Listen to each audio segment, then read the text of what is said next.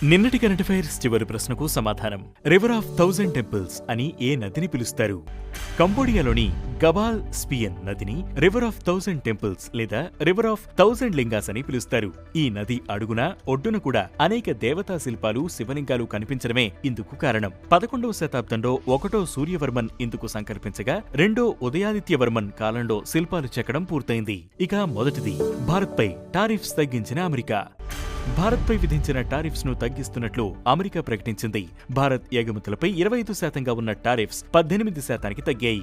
Bharat America trade deal కు అంగీకరించినట్లు America అధ్యక్షుడు Donald Trump ప్రకటించారు. దీంతో ఇరు దేశాల మధ్య వాణిజ్యం బలోపేతం కానుంది. ఇక రెండవది, థాయిలాండ్ మాస్టర్స్ విజేతగా Devika Sehwag. Thailand masters badminton టోర్నీలో భారతీయ షట్లర్ దేవికా సెహ్వాగ్ విజేతగా నిలిచారు. దీంతో ఆమె తొలి BWF సూపర్ 300 టైటిల్ అందుకున్నారు. ఫైనల్లో మలేషియన్ షటర్లా గోహ్ జిన్ వైపై దేవిక పూర్తి ఆధిపత్యం కనబరిచారు. ఇక మూడవది, అరుణాచల్ ప్రదేశ్లో ఎక్సర్సైజ్ అగ్ని పరీక్ష.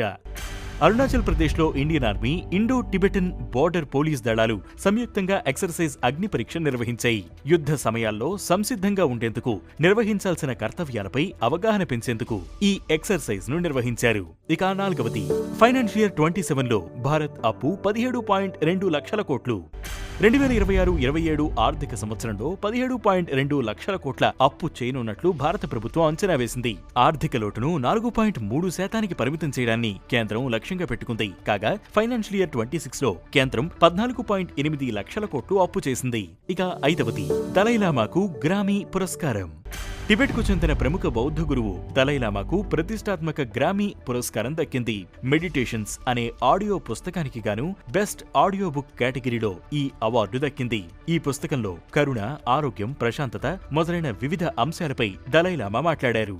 ఇక ఈ రోజు current affairs question, shrimp capital of India అని ఏ నగరాన్ని అంటారు? ఈ ప్రశ్నకు సమాధానం మీరే కామెంట్ చేయండి.